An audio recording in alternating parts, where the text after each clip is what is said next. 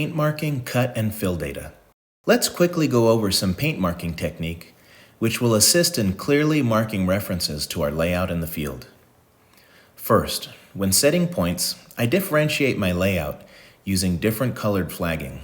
If I'm laying out utilities, I'll often use the same color utility locate companies select to mark underground locations for that specific utility.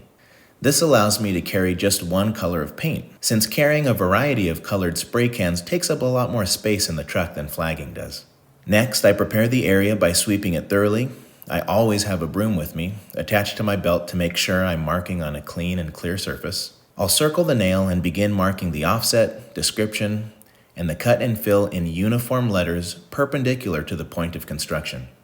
As I'm painting, notice that I'm keeping my lettering to about 4/10 or 5 inches tall. I'm able to do that by using small brief strokes for any characters that have corners or angle points, and only using longer continuous strokes for rounded or circular characters. If you attempt to use continuous strokes for characters with angle points, you'll end up having paint pooling in the corners and lots of overspray, and your data will be much more difficult to read. To alleviate this, most people pull further back and end up with large, space-consuming letters.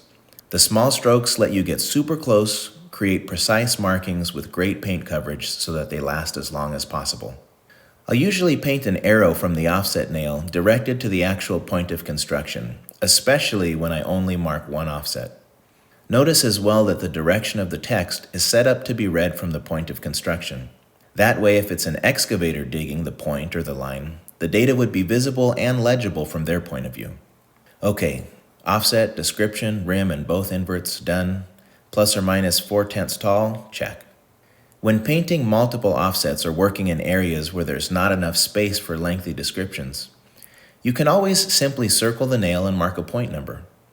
This point number would be best suited to go along with a CAD exhibit or cut and fill field notes, accompanied by a sketch and turned over to the person performing the construction.